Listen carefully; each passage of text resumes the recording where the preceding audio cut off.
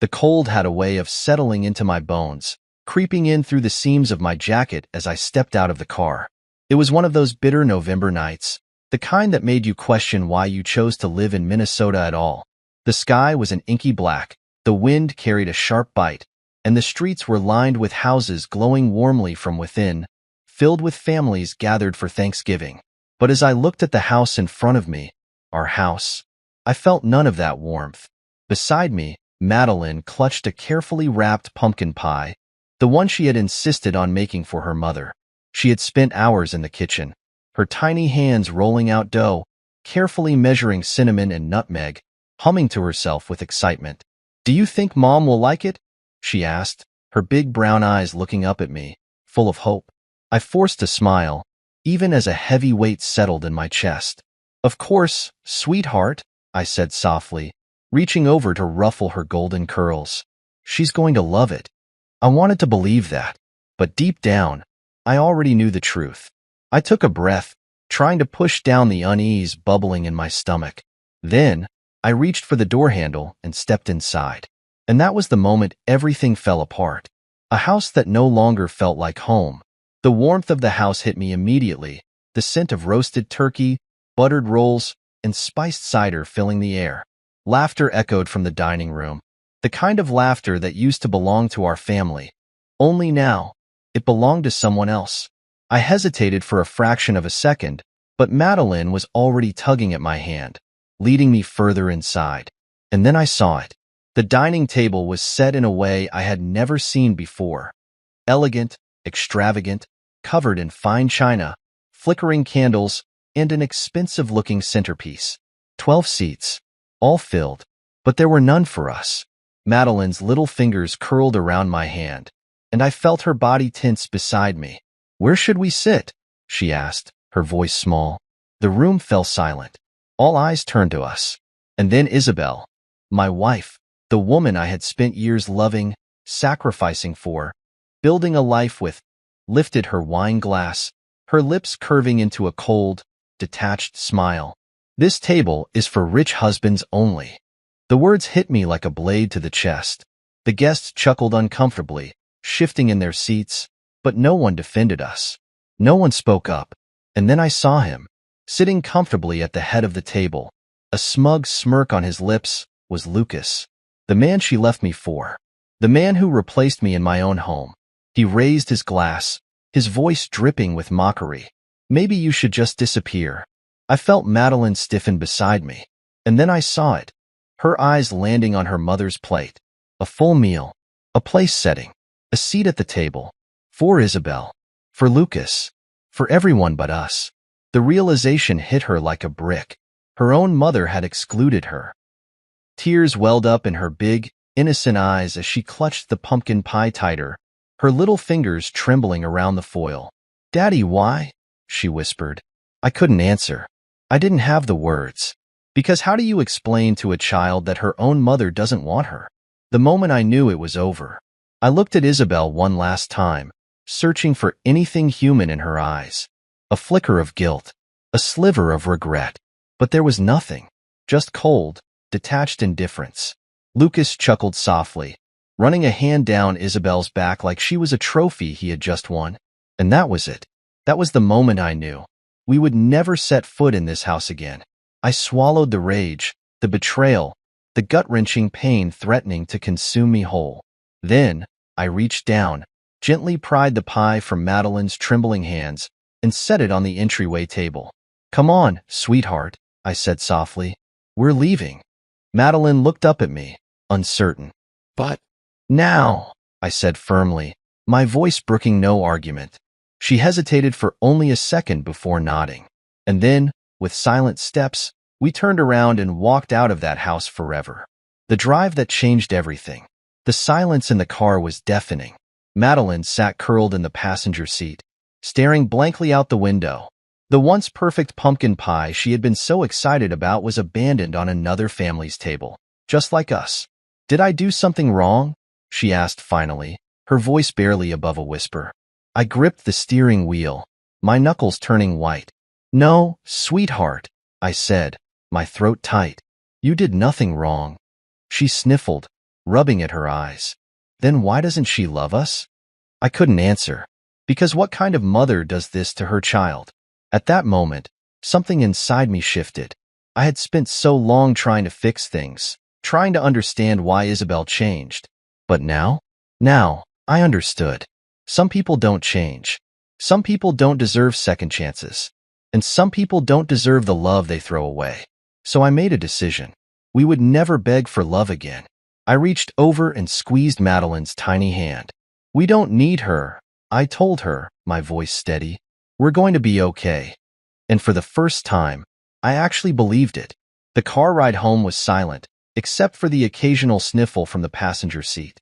Madeline sat with her arms wrapped around herself, her small shoulders shaking as she stared blankly out the window.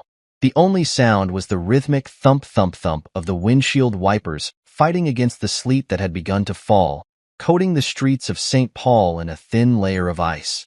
I kept my hands tight on the wheel, my mind racing. How had we ended up here? How had the woman I once loved turned into a stranger who could so casually discard her own daughter? Madeline let out a soft, shuddering breath. "Daddy," she murmured, still staring outside. "Can we go home now?" Home. The word felt foreign, like something that had been stripped away from us without warning. "Not yet, sweetheart," I said, keeping my voice steady. "We'll figure something out." She didn't answer, because we both knew the truth. We had no home to go back to, a house that was no longer ours. 20 minutes later, we pulled into the driveway of what used to be our home. Even from the car, I could still see the warm glow of the dining room, shadows flickering across the windows as Isabel's guests laughed and clinked glasses. The sight of it sent a bitter chill down my spine. Inside, my wife was hosting a Thanksgiving dinner, sitting at the head of the table with her new lover, Lucas, while my daughter, her daughter, had been left out in the cold. I clenched the steering wheel so tightly that my knuckles ached. "Stay in the car," I said to Madeline. Her eyes widened. "But just for a minute, sweetheart," I said, my voice softer. "I promise." She hesitated, then nodded. I took a deep breath, stepped out of the car, and made my way toward the front door, my boots crunching against the fresh frost coating the pavement. By the time I reached the porch, I could hear the laughter more clearly, her laughter. It was easy, carefree, the kind of laughter she used to reserve for me. I pushed open the door without knocking, and then I stepped into my own personal hell. A place at the table, for everyone but us. The dining room was filled with light and warmth, the long table gleaming with expensive dishes and perfectly arranged centerpieces. The turkey had been carved, the wine had been poured, and the plates were overflowing with food. But the moment I stepped inside, the laughter stopped. All eyes turned to me. Isabel sat at the head of the table, her blonde hair falling in perfect waves over her shoulders, her emerald green dress clinging to her frame like something out of a magazine ad. And sitting beside her, with one arm lazily draped over the back of her chair, was Lucas. He smirked, swirling a glass of red wine in his hand. "Oh," he said, his voice thick with amusement. "Look who finally decided to show up." The room remained silent. I ignored him. I turned to Isabel, forcing my voice to remain calm. "Where are our seats?" I asked. She blinked at me, taking a slow sip from her wine glass. "What do you mean?" she asked, feigning confusion. "For me and Madeline," I said, my voice tighter now. "Where are our seats?" She tilted her head, as if the thought had never even occurred to her. Then she let out a soft, amused laugh and set her glass down with a delicate clink. "This table is for rich husbands only." My breath caught in my chest. I felt the words more than I heard them, like a physical blow, like a knife being driven between my ribs. And then Lucas chuckled, shaking his head. "Maybe you should just disappear," he mused, lifting his wine glass in a mock toast. A few of the guests laughed nervously, shifting uncomfortably in their seats, but not one of them spoke up. Not one of them defended us. I exhaled slowly, forcing the rage down, shoving it deep into my gut before it could consume me whole. "Daddy?" The small voice made my stomach drop. I turned around. Madeline was standing in the doorway. Her tiny frame looked even smaller against the backdrop of the grand dining room. her pink winter coat still buttoned up to her chin, her small hands gripping the pumpkin pie she had made with so much love. And then she saw it. She saw the fully set table. She saw the empty spaces where our seats should have been. And she understood. Her own mother had excluded her. Tears welled in her wide brown eyes as she clutched the pie tighter, her small fingers trembling against the foil. "Daddy, why?" she whispered. I looked at Isabel, searching for something, anything, in her expression, but there was nothing. Not guilt, not remorse, just cold detachment. Lucas smirked again. That was the final straw. I turned to Madeline and knelt in front of her, gently prying the pie from her tiny hands and setting it down on the nearest table. "Come on, sweetheart," I said, my voice steady but firm. She blinked up at me, uncertain. "But we're leaving," I said. And this time, I didn't ask. I stood up, took her small hand in mine, and without looking back, I walked us out of that house forever. The end of an illusion. The cold hit us instantly, a stark contrast to the warmth inside the house. But this time, I welcomed it.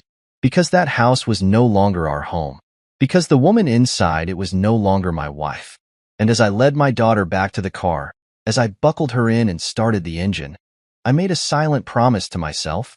We would never beg for love again. The road stretched endlessly before us, dark and slick with fresh sleet, illuminated only by the dim glow of the streetlights and the rhythmic sweep of the windshield wipers. The car heater hummed, pushing out lukewarm air that barely cut through the biting cold of the Minnesota night. Beside me, Madeline sat in the passenger seat, her face turned toward the window. She wasn't crying anymore, but I could see the remnants of her silent tears drying on her cheeks. She had curled up, knees tucked to her chest, her small hands gripping the fabric of her pink winter coat like it was the only thing grounding her. The silence was suffocating. Did I do something wrong? Her voice came so softly that at first, I wasn't sure I had heard her. I gripped the steering wheel tighter, my knuckles aching from how hard I was squeezing. "No, sweetheart," I said, my voice steady but thick. "You did nothing wrong." She sniffled, blinking rapidly, as if trying to convince herself to believe me. "Then why doesn't Mom love us anymore?" I nearly swerved off the road. My stomach twisted violently, like someone had reached inside my chest and wrung my heart dry. How do you answer that? How do you look your child in the eyes and explain that the one person who was supposed to love her unconditionally had chosen someone else? Had chosen a life that didn't include her? I swallowed hard, forcing down the bitterness. "It's not about love, Maddie," I said after a moment, keeping my eyes fixed on the road. "Sometimes people change. Sometimes they make choices that hurt the ones who love them the most. But that's not your fault. That's never your fault." She was quiet for a long time. Then, in a voice barely above a whisper, she said, "Then why does it feel like it is?" "A father's promise." I pulled the car over onto the side of the road, the tires crunching against the frozen gravel. We sat there for a moment, the soft patter of sleet tapping against the windshield. I turned to face her. "Maddie, look at me." She hesitated before turning those big brown eyes toward me, and what I saw there shattered me all over again. The raw pain, the confusion, the quiet plea for reassurance. "I need you to hear me, sweetheart," I said, reaching for her hand. "None of this is your fault. You didn't do anything wrong.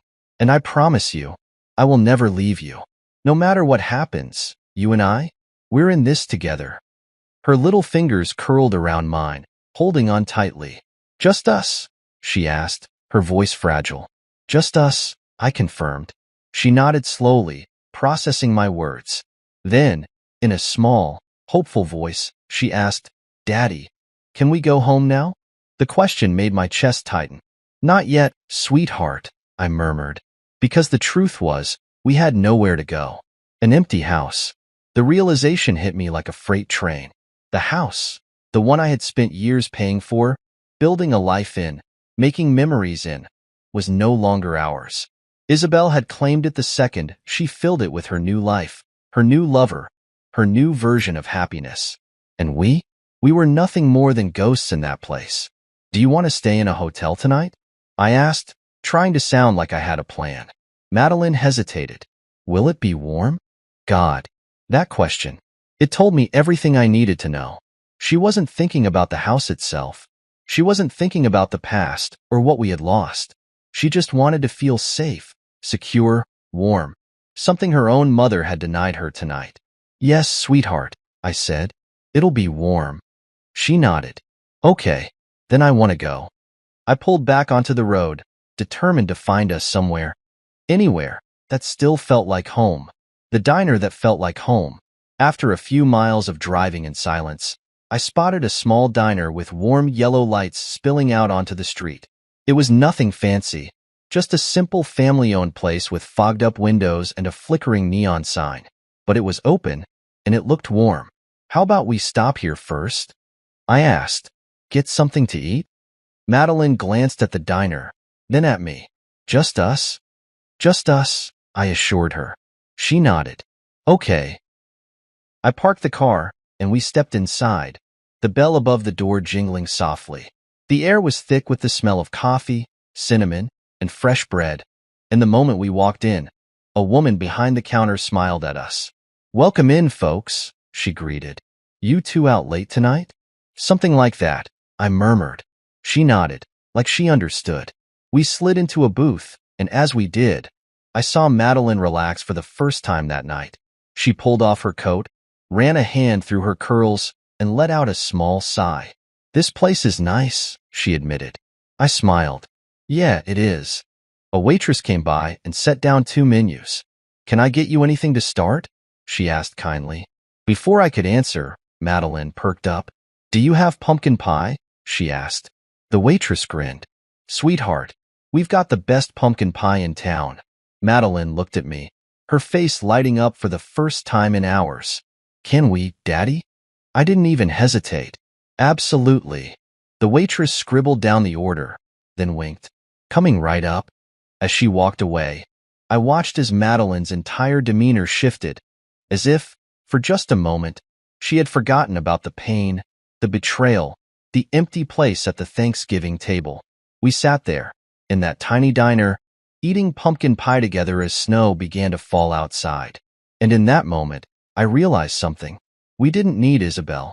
We didn't need a fancy house or a grand Thanksgiving dinner. We just needed each other. And that was more than enough. The night had been long, but sitting in that small, warm diner with Madeline felt like the first breath of fresh air after drowning. It wasn't home, not in the traditional sense, but for the first time since stepping into that house full of strangers, I felt like we had found something close to it. The waitress returned with 2 plates, each carrying a thick slice of pumpkin pie topped with whipped cream. Here you go, sweetheart, she said, placing Madeline's plate down in front of her. On the house. Madeline's eyes widened. Really? The waitress winked. You look like you needed a little extra kindness tonight. Madeline beamed, the sadness of the evening momentarily forgotten. I watched her pick up her fork and take a bite, her small shoulders finally relaxing as the familiar flavors melted on her tongue. This is better than the one we made, she said between bites. I chuckled. Don't let your mom hear that. Her expression darkened for just a second before she shook her head. I don't think she cares about pumpkin pie, she murmured, poking at the crust with her fork. Or about us. She didn't have to say the words out loud, and I didn't have an answer for her. Instead, I reached across the table and gave her hand a squeeze. You and me, kid, I said. We're going to be okay. She looked up at me, and for the first time that night, I saw a glimmer of hope in her eyes. Promise? She asked. I promise. And for the first time in a long time, I actually believed it, finding our own way. After we finished our pie, I paid the bill, leaving a generous tip for the waitress who had unknowingly given Madeline the comfort she needed. Outside, the world had turned even colder, a fresh layer of snow dusting the pavement, turning the city into something quiet and untouched. Where are we going now? Madeline asked as I helped her back into her coat. I glanced down at her, brushing a few stray curls from her face. I don't know yet, I admitted. She frowned. We can't go home? I hesitated. No, sweetheart, I said softly. Not tonight. She nodded, her lips pressing together, but she didn't argue. And that hurt more than anything. She wasn't just some little kid throwing a tantrum about not going home. She knew. She understood far more than she should have had to. A temporary shelter. Instead of driving aimlessly through the night, I pulled into a small motel on the outskirts of town. It wasn't much, just a single-story building with a flickering neon vacancy sign and a front office that smelled faintly of coffee and stale cigarettes. The man at the desk barely looked up as I slid my credit card across the counter. "One night," I said. He swiped the card, handed me a key, and mumbled, "Room 8, end of the hall." I thanked him, took Madeline's hand, and led her toward our room. The door creaked as I unlocked it, revealing a small but clean space with 2 twin beds, an old TV, and a heater that rattled softly in the corner. "It's kinda small," Madeline said, looking around. "Yeah," I admitted, "but it's ours for tonight." She nodded and climbed onto one of the beds, kicking off her shoes. I watched her for a moment, marveling at how resilient she was. Most kids would have fallen apart after a night like this. But Madeline? She just took a deep breath and kept going. I sat down on the other bed, rubbing a hand over my face. So much had changed in just a few hours. And yet, somehow, I felt lighter than I had in years. Because this was a new beginning. Not the one I had planned. Not the one I had ever wanted. But one that I would make work, no matter what. What comes next? As I sat on the edge of the bed, staring at the worn carpet, my phone buzzed in my pocket. I didn't want to look at it. I already knew who it would be. But when I finally pulled it out and glanced at the screen, my stomach twisted. It wasn't Isabel. It was her parents. I let it ring, debating whether or not to answer. Then, at the last second, I pressed accept and lifted the phone to my ear. "Hello?" There was a pause. Then, my former mother-in-law's voice came through, cold and clipped. "What did you do to Isabel?" I blinked. "Excuse me?" "She called us crying, saying you stormed into the house and ruined Thanksgiving," she snapped. "What the hell is wrong with you?" I almost laughed. She really thought I was the problem? "Did she tell you she left her own daughter out in the cold?" I asked, my voice sharper than I intended. There was silence on the other end. "Did she mention that she didn't set a place for her at the table? That she told her own child there was no room for her in her new life?" Still silence. Then, a sigh. "She's not well, Mark," my mother-in-law said finally. I clenched my jaw. "That's not an excuse," I said. "She still loves Madeline." Funny way of showing it. More silence. Then, quietly, she said, "Just don't make this worse, okay? For Madeline's sake." The line went dead before I could respond. I set the phone down, staring at it for a long moment. Isabel was already trying to twist the story. She would make herself the victim. And I would be the villain. But I didn't care anymore. Because I knew the truth. And more importantly, so did Madeline. The beginning of our own story. I glanced over at my daughter. She had curled up under the motel blanket, her breathing deep and even. Despite everything, she had managed to fall asleep. And looking at her, I knew this was our new beginning. It wouldn't be easy. There would be fights. There would be moments where I doubted myself. But as long as I had Madeline, I knew I could get through anything. I turned off the lamp, stretched out on my own bed, and stared at the ceiling. Tomorrow, I would figure out what came next. But tonight, I would just breathe. Because for the first time in a long, long time, I was free. The sun barely peeked through the gray Minnesota sky when I woke up. The room was dimly lit, and the old heater rattled in the corner, pushing out a weak stream of warm air. I turned my head and saw Madeline curled up beneath the motel's thin blanket, her breathing slow and steady, her small fingers still gripping the fabric. For a moment, I just watched her. She looked so peaceful, so untouched by the storm we had walked through the night before. But I knew better. I knew that somewhere in her little heart, she was still hurting. I rubbed my hands over my face, the weight of the last 12 hours sinking in. What now? We had no home, no plan, just a father and his daughter trying to figure out how to move forward from a life that had been ripped away from them. I swung my legs over the side of the bed and reached for my phone. That's when I saw the missed calls. Isabel, 3 missed calls. Unknown number, 2 missed calls. Madeline's school, One voicemail. I exhaled sharply. I already knew what this was about. Isabel was panicking. Not because she cared about us. No, that ship had sailed. But because she knew she had crossed a line. She had expected me to roll over and take it. To disappear quietly, like Lucas had smugly suggested. But when I walked away, when I took Madeline with me, she lost control. And if there was one thing I knew about Isabel, it was that she hated losing control. I hesitated for a moment before pressing play on the voicemail from the school. Mr. Callahan, this is Principal Warren. I received a message from Isabel this morning expressing concern over Madeline's absence. I just wanted to check in and make sure everything is all right. Please give me a call at your earliest convenience. I clenched my jaw.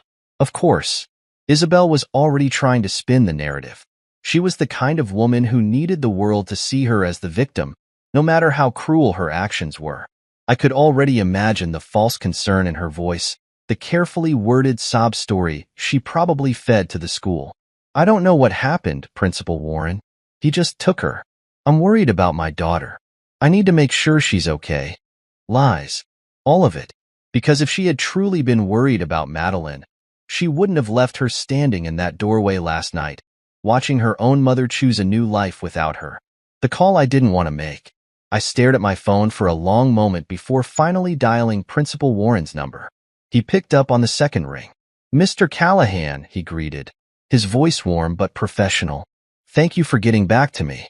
Of course, I said, keeping my tone calm. I just wanted to check in, he continued. Is Madeline all right? Her mother seemed concerned. There it was. I almost laughed. Instead, I leaned back against the headboard, keeping my voice measured. Madeline is fine, I assured him. She just had a difficult night. I'll be taking care of her from now on. There was a brief pause. I see, he said carefully. I don't mean to pry, but is everything all right at home? Home? What home? I ran a hand through my hair. It's complicated, I admitted. But I can assure you, Madeline is safe. That's my priority. That's good to hear, he said. You understand we need some form of stability for her education, right? If you need assistance, I appreciate it, I cut in. Really? But I'll handle it. A beat of silence. Then, he exhaled. All right, Mr. Callahan. Just keep us updated, okay? I will. I ended the call, tossing the phone onto the nightstand. My heart was pounding, not from fear, but from anger. Isabel was already setting the stage. And I knew what came next. The call I knew was coming. Not even 5 minutes after I hung up with the school, my phone buzzed again. Isabel. I considered ignoring it, but something inside me snapped. I swiped to answer and pressed the phone to my ear. What do you want? I said, skipping the pleasantries. What do I want? Isabel's voice was sharp, laced with forced outrage. Are you serious right now, Mark? You took our daughter in the middle of the night. Do you have any idea how that makes me look? Oh, I'm sorry, I said, my voice dripping with mock concern. I didn't realize your public image was more important than your own child. She scoffed, and for a moment, there was silence. Then, she dropped her voice to something softer. Look, I don't want to fight. Just bring Madeline back home, okay? Let's not make this ugly. I almost laughed. Ugly? I repeated. You left her out in the cold on Thanksgiving, Isabel. You didn't even set a place for her at the table. That's not fair, she snapped. You don't understand. No, I understand perfectly, I cut in. I understand that you made your choice. And now, I'm making mine. Her breathing hitched slightly, like she wasn't used to me pushing back. Mark, I have nothing else to say to you, I interrupted. If you want to talk about custody, get a lawyer. But from now on, Madeline is with me. And with that, I hung up. The storm ahead. I sat there, staring at the phone, my chest tight with emotions I hadn't fully processed yet. I had just declared war. There was no going back now. Isabel would fight. She would play dirty. She would do everything in her power to make me out to be the bad guy. But none of that mattered, because I had something she didn't. Madeline's trust. I turned toward the bed, watching as she stirred slightly, still lost in the haze of sleep. I had promised her last night that we would be okay, and no matter what it took, No matter what I had to do, I was going to keep that promise. Morning came slow, dragging its weight behind it like a storm cloud waiting to burst. The old heater in the motel room hummed weakly, barely holding off the November cold. The sunlight outside was muted, barely cutting through the gray sky. Madeline was still sleeping, her small figure curled beneath the blanket, one arm tucked under her cheek. She looked so peaceful, so far removed from the reality of what was happening. But I knew that peace wouldn't last. Not with Isabel breathing down my neck. Not with the fight that was about to come. I stretched my arms and swung my legs over the side of the bed, rubbing a hand over my face. My body was exhausted, but my mind was wired, replaying every second of the last 24 hours in sharp, relentless detail. And then my phone buzzed again. I didn't even need to look. I already knew who it was. Isabel. I exhaled slowly, grabbing the phone and stepping outside into the cold. The morning air was sharp, unforgiving, biting at my skin as I shut the motel door behind me. I let the phone ring until the last second before answering. "What do you want, Isabel?" "You know exactly what I want," she snapped. Her voice was tightly controlled, but I could hear the anger just beneath the surface, the frustration of someone who had never been denied anything in her life. "Bring Madeline back home, Mark." I let out a short, humorless laugh. "Home?" I repeated. "You mean the house where you told our daughter she didn't belong? The one where you didn't even bother setting a place for her at the table?" She huffed, irritated. "Don't be dramatic." "Dramatic?" I said, my voice tight with disbelief. "Do you even hear yourself? Do you have any idea what you did to her last night?" There was a pause, a hesitation. Then, Isabel let out a sigh, switching tactics. "Look," she said, her voice softer now. "We were caught up in the moment.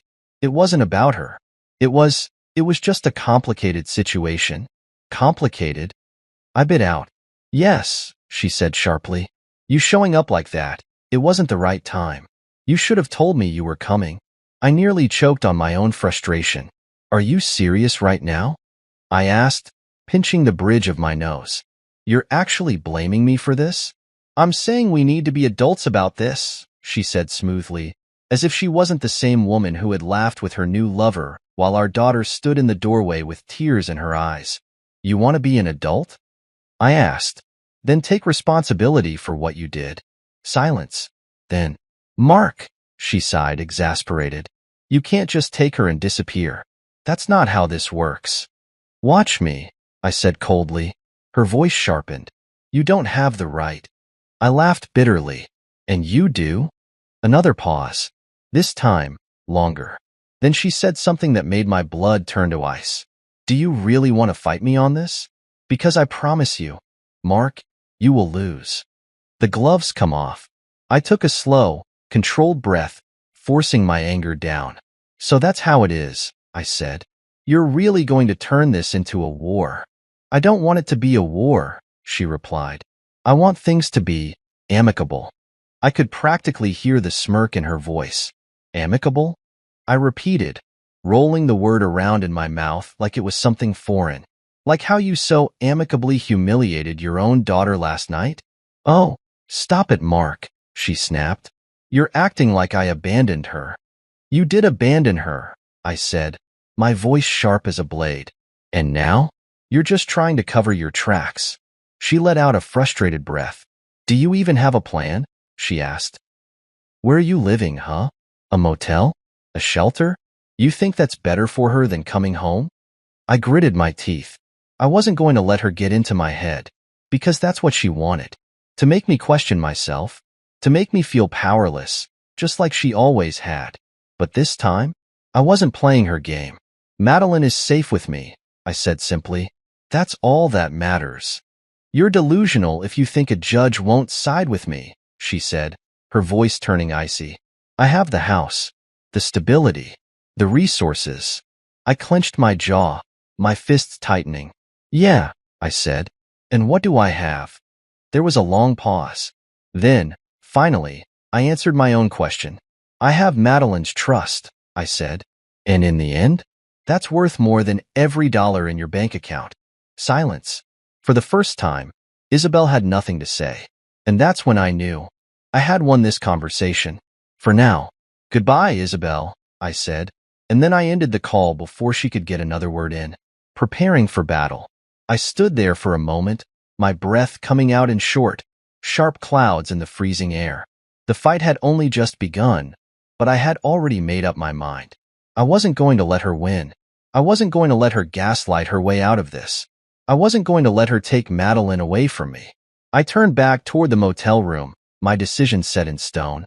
Tomorrow, I would find a lawyer. Tomorrow, I would start putting up a real fight. Tomorrow, I would prove to the world that Madeline deserved better than the woman who had abandoned her. But tonight, I was going to go back inside, lie down beside my daughter, and let her believe, just for a little while longer, that everything was going to be okay. Because she deserved that much. The next morning, I woke up before the sun, the weight of the world pressing against my chest before I even opened my eyes. The motel heater rattled on, doing its best to fight off the bitter Minnesota cold. But it wasn't enough. It never was. I turned my head and saw Madeline still fast asleep in the other twin bed, her tiny frame curled up beneath the blanket. Her breathing was slow and steady, her eyelashes fluttering slightly as she dreamed. I envied her. For just a few more hours, she could stay in that world. One where her mother hadn't betrayed her, one where she didn't have to wake up and wonder where home was now. But for me, sleep was over, and reality was waiting. I grabbed my phone from the nightstand and scrolled through my contacts until I found the name I was looking for.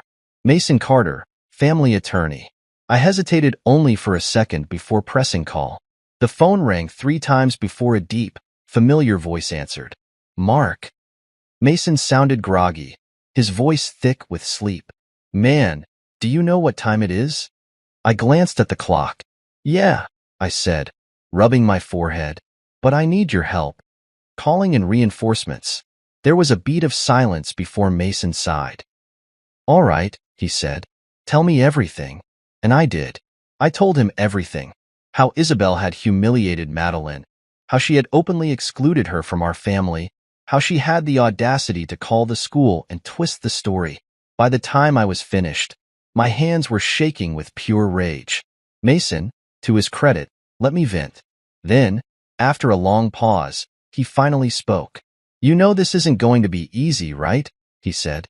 If Isabel wants to fight, she'll use every legal loophole she can to make you look like the bad guy. I don't care, I said immediately. Mark. I don't care, I repeated. She already abandoned her once. I won't let her do it again. Mason sighed again. All right, I'll set up a meeting with a custody lawyer. We need to start documenting everything. Texts, calls, bank statements. If this goes to court, you'll need proof. I have it, I said. Good, Mason replied. Because trust me, Isabel won't make this easy. I clenched my jaw. Neither will I. Breakfast and hard truths. By the time I hung up, the motel room was slowly filling with weak morning light. Madeline was stirring now, stretching beneath the blankets. She blinked a few times before looking over at me, her eyes still heavy with sleep. Morning, Daddy, she murmured. Morning, sweetheart, I said, forcing a smile. You hungry? She nodded. Yeah, but can we go back to that diner? I hesitated for a moment, then nodded. Sure, I said, because why not? That diner was the only place that had felt even remotely like home since this all started. So we packed up our things, loaded the car, and made our way back to that small, warm place on the other side of town, running into the past. The bell above the door jingled as we stepped inside, and instantly, the scent of fresh coffee and cinnamon wrapped around us. The same waitress from last night smiled when she saw us. You two are back, she said cheerfully. Good to see you again. Madeline grinned. Do you still have pumpkin pie? The waitress laughed. You bet, sweetie. Take any seat you like. We slid into the same booth, and for a moment, I allowed myself to breathe. But then, I saw him. At the counter, sipping a black coffee, was Lucas, Isabel's new lover. The man who had smirked in my face as he stole my family. My stomach tightened. He hadn't seen me yet, but I saw him. And suddenly, all the rage from the past 24 hours boiled over. The face-off, I should have ignored him. I should have focused on Madeline, ordered breakfast, and gone on with my day. But I couldn't. Not after what he had done. Not after Madeline had cried herself to sleep in a motel room while he sat in my house, drinking my wine, playing pretend at my old life. So I stood up. Madeline glanced up at me. "Daddy?" "I'll be right back, sweetheart," I said, patting her hand. Then, I walked toward the man who had taken everything from me. Lucas must have sensed me approaching, because he turned just as I stopped beside him. For a moment, we just stared at each other. Then, slowly, he smirked. "Well, if it isn't the old husband," he said, lifting his coffee cup. "Didn't expect to see you here." I didn't respond, because if I did, I wasn't sure I'd be able to hold back the rage simmering beneath my skin. Lucas chuckled, shaking his head. "You look like hell, Mark. Motel life not treating you well?" I kept my voice calm, controlled. "Where's Isabel?" I asked. Lucas sighed dramatically. "I don't keep track of her every move. But if I had to guess, probably at the country club, crying to her friends about how unfair life is." I narrowed my eyes. "You left her, didn't you?" For the first time, his smirk faltered. "That obvious?" he muttered, taking another sip of his coffee. I scoffed. "You thought she'd be different with you?" I asked. "You thought she'd suddenly turn into the perfect woman?" Lucas exhaled, rubbing his temple. "You don't get it, man," he muttered. "She's exhausting." I let out a hollow laugh. "Yeah," I said. "I do get it. I got it long before you ever did." He looked at me then, and for the first time, I saw something real in his expression. Regret. Disappointment. Because for all his arrogance, for all his smug superiority, he had ended up exactly where I had. Only this time, I was the one walking away. I turned without another word, heading back to my daughter. Because Madeline needed me. And Lucas? He could keep the wreckage of Isabel's world. Winter came in full force. The streets of St. Paul were blanketed in thick, unyielding snow, and the air turned sharp enough to bite through layers of clothing. The world outside had slowed, like the cold had frozen time itself. But inside the motel room where Madeline and I now stayed, there was no stopping the storm brewing in our lives. We had been here for 3 weeks now. 3 weeks since Thanksgiving night. 3 weeks since Isabel made it clear that we were no longer part of her world. 3 weeks since I had to start over with nothing but the clothes on our backs and a promise to my daughter that we would be okay. Some days, I believed it. Other days, I wasn't so sure. Madeline sat on the motel bed, crayons scattered around her, drawing a picture of a house that wasn't ours anymore. "Does this look like our old house, Daddy?" she asked, holding up her drawing. I studied it for a moment. It did. The details were all there. The 2 front windows, the big red door, even the tree in the yard where she used to play in the fall. But there was something missing. "Where's Mom?" I asked carefully. Madeline hesitated, then looked down at her paper. "I don't know where to put her," she admitted. My heart clenched, because deep down, she already knew. Isabel wasn't part of our home anymore. The final plea. It was Christmas Eve when Isabel finally caved. I had just finished making hot cocoa for Madeline, cheap motel coffee cups filled with warm milk and a few leftover chocolate squares I had managed to find, when my phone rang. I knew it was her before I even looked at the screen. I sighed, setting down the cup, and answered. "Mark." Her voice was quiet, almost hesitant. It wasn't the same sharp, confident woman who had thrown us out on Thanksgiving night. No, this was different. "Isabel," I said evenly. A pause. "I want to see Madeline," she said finally. I swallowed the bitter laugh, threatening to escape. "You had your chance." "Please," she said, softer this time. "It's Christmas Eve. She should be home." I glanced at Madeline, who was now carefully sipping her cocoa, humming a Christmas song to herself. She looked content. Not sad. Not lonely. Just happy. "You don't get to decide that anymore," I told Isabel. "Not after what you did." "Mark." She cried herself to sleep that night. I interrupted, my voice low, steady. She kept asking me why her mother didn't love her anymore. Isabel was silent, and for the first time, I wondered if she actually felt guilty. "I made a mistake," she whispered. "No," I said. You made a choice. She let out a shaky breath. I just want to see her, she said again. I hesitated. I wanted to tell her no. I wanted to tell her that she had to live with the consequences of her actions. But this wasn't about me. It was about Madeline. Fine, I said finally. 1 hour. And if you hurt her again, Isabel, I swear to God, it'll be the last time you ever see her. She didn't argue, because she knew I meant it. Christmas Eve reunion. When I told Madeline that we were going to see her mother, she didn't say anything at first. She just sat there, staring at me like she was trying to decide how she felt. She wants to see me, she asked finally. Yes, I said, but only if you want to, sweetheart. You don't have to go. She looked down at her hands, fidgeting with the hem of her sweater. Will Lucas be there? She asked quietly. I shook my head. No, I assured her. Just your mom. Another pause. Then she took a deep breath and said, Okay, I want to go. So we went. The woman who lost everything. We met Isabel at a small coffee shop on the other side of town. She looked different when we walked in. Her makeup wasn't perfectly done. Her clothes weren't as flawless as before. And for the first time in years, she looked like someone who had lost control of her life. And maybe she had. Lucas had left her. Her friends had distanced themselves. And now, for the first time, she was facing the consequences of her choices. Madeline stood beside me, uncertain, gripping my hand tightly. Then Isabel saw her. Her eyes softened instantly. Maddie, she breathed. Madeline hesitated. Then, after a moment, she let go of my hand and walked toward her mother. Isabel knelt down and pulled her into a hug, pressing a kiss against her forehead. I missed you, she whispered. I watched as Madeline's little arms tightened around her mother, her face buried in Isabel's shoulder. For a moment, I wondered if maybe, just maybe, this could be the start of something better. But then Madeline pulled away. And when she looked at her mother, I saw it in her eyes. She wasn't angry anymore. She wasn't hurt. She was just distant, like something inside her had shifted, like she had finally accepted the truth. I missed you too, Mom, she said softly, but there was no warmth in her voice. And for the first time, Isabel realized that she had lost more than she ever imagined. A father's strength. On the way back to the motel, Madeline was quiet. Are you okay, sweetheart? I asked.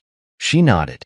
Yeah, she said simply, but something in her tone told me that she had changed, that she wasn't the same little girl who had stood outside that Thanksgiving night, waiting for a seat at the table that would never be hers, that she had learned something about love, something that no child should ever have to learn.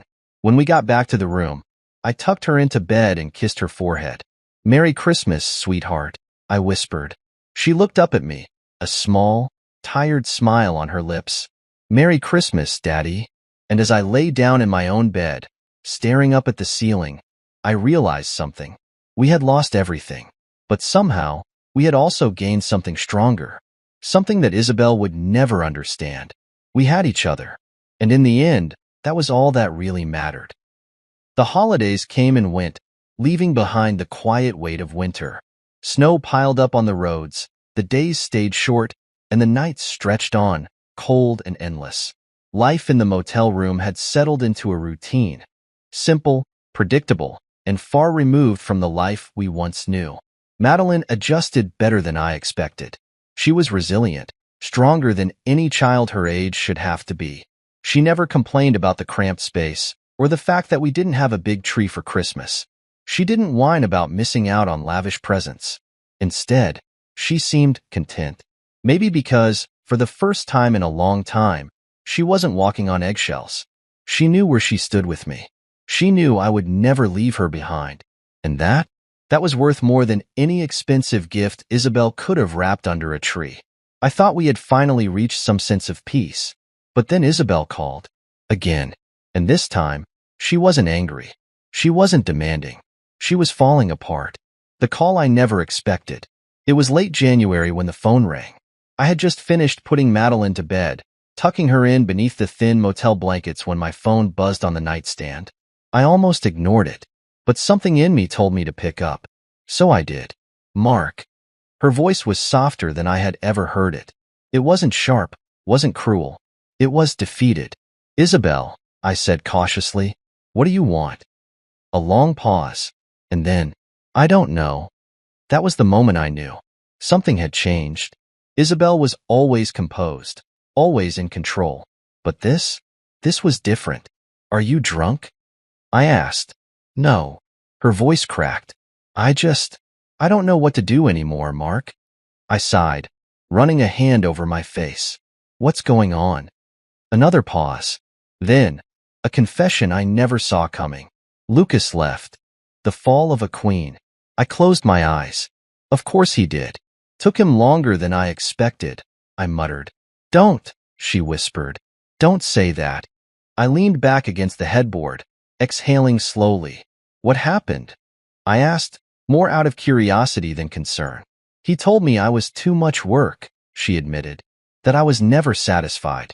That I wanted everything, and I gave nothing in return. I let out a humorless laugh. Sounds familiar, I muttered. I deserve that, she said quietly. That caught me off guard. She never admitted fault. Not once. He drained my accounts before he left, she continued. Took everything I gave him and disappeared. I shook my head. You thought he was different, I said. You thought he would save you. I thought I deserved better than you, she admitted. And there it was. The truth she never had the guts to say before. She thought she was trading up when she left me. She thought she was stepping into a better life. One where she wouldn't have to deal with a husband who wasn't rich enough, wasn't polished enough, wasn't good enough. And now? Now, she had nothing. So what now? I asked. What's the plan, Isabel? You gonna find another rich guy to clean up your mess? No, she whispered. Another pause. I need help. I clenched my jaw. Help. I repeated. You mean like the help you gave Madeline when you let her stand outside in the cold while you played house with your new boyfriend? Silence. I deserve that too, she said. Damn right, she did. But what caught me off guard was the way her voice shook, like she actually meant it. A mother's guilt. I don't have anywhere else to go, Mark, she admitted. I blinked. Are you saying? I lost the house. My stomach dropped. What? I was behind on the mortgage, she said, her voice barely above a whisper. Lucas was helping with payments, but when he left, it all caught up to me. I rubbed my temples, letting her words sink in.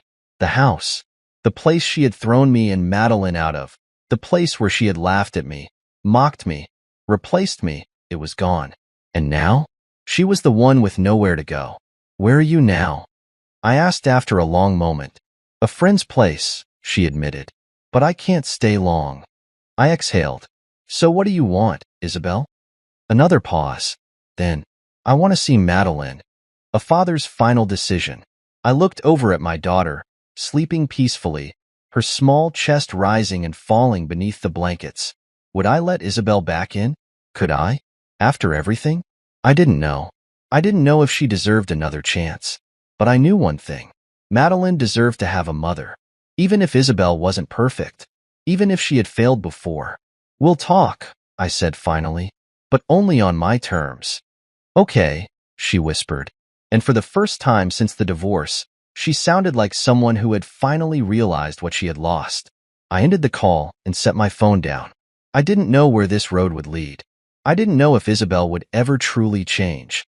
But for now, I wasn't making decisions out of anger anymore. I was making them for Madeline, because she deserved better than this. Better than the mother who left her. Better than the father who almost let his bitterness consume him. And no matter what happened next, I would make sure she got it. The days after Isabel's phone call felt heavy, not because I regretted answering, but because I knew what was coming. A choice had to be made. Could I really let her back into Madeline's life after everything she had done?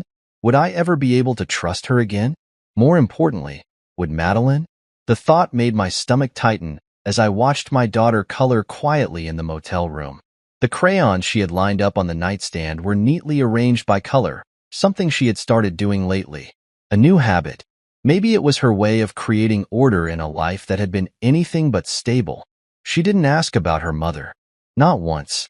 And that hurt more than anything. A conversation that needed to happen. By the time I finally decided to tell Madeline about Isabel wanting to see her, I felt like I was walking a tightrope. She deserved the truth, but I also had to protect her. So, after dinner that night, instant mac and cheese and apple slices from a gas station, I sat on the edge of her bed. "Sweetheart," I said gently. She looked up from her coloring book, waiting. "Your mom wants to see you." She froze. Her crayon stopped mid-stroke, hovering over the page. "Why?" she asked finally. I sighed. "Because she misses you." Madeline stayed quiet, her little fingers twisting around the crayon. "Does she really?" she asked softly. I swallowed hard. Because what could I say to that? "I think she realizes she made a mistake," I said. "She lost a lot, Maddie. And I think she's scared of losing you too." She looked down at her drawing. "She already lost me," she whispered. "A mother's second chance." The next day, Isabel showed up. I agreed to meet her at a small park on the other side of town, neutral ground, a place that didn't hold any painful memories. I watched as she got out of the car, pulling her coat tight around her frame. She looked tired, like she hadn't slept in weeks. Her once pristine hair was pulled into a messy bun, and her expensive coat was a little too big now. She had lost weight. She had lost everything. Madeline stood beside me, her tiny hand gripping mine tightly. I could feel her hesitation, her doubt. "You don't have to do this," I whispered. She took a deep breath. "I know," she said, but she still took a step forward. The apology that came too late. Isabel knelt down the second she saw Madeline, her eyes already glistening with unshed tears. "Maddie," she whispered. Madeline didn't move. Isabel reached for her, but then hesitated, like she wasn't sure she had the right anymore. "I messed up," she said, her voice breaking. "I was selfish. I was cruel. And I hurt you in ways I can't take back." Madeline stayed silent, her fingers still gripping mine. "I don't expect you to forgive me," Isabel continued, "but I want you to know. I love you." I never stopped.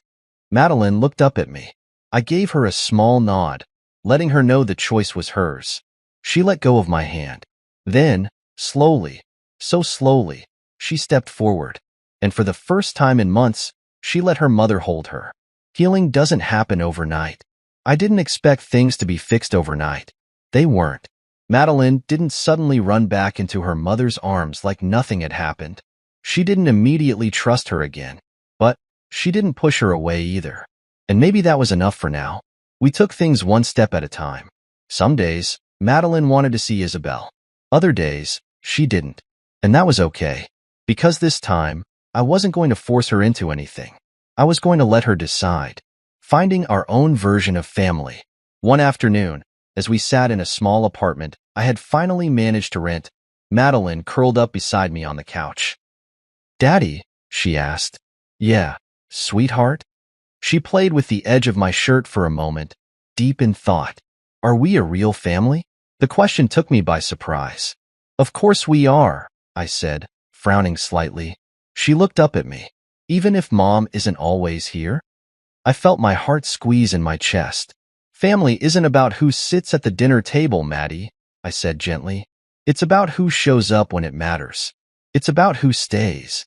She thought about that for a long time. Then she nodded. "Okay," she whispered. And just like that, I knew she understood. The true meaning of family. Months passed. Spring came, melting away the last traces of that long, cold winter. Madeline thrived. She made new friends at school. She started drawing happy pictures again, ones where she didn't leave anyone out. Isabel? She kept her distance, but she tried. She showed up when she said she would. She didn't make empty promises anymore. And while things would never go back to what they were, we all learned something. Family isn't about perfection. It's about showing up. It's about love, even when it's hard, even when it's messy, even when it hurts. And as I sat on our tiny apartment balcony, watching Madeline chase fireflies in the yard below, I realized something. I had spent so long trying to fight for what we lost. But in the end, we had gained something better. A new beginning, a real home, and a love that no one, not even Isabel, could ever take away again.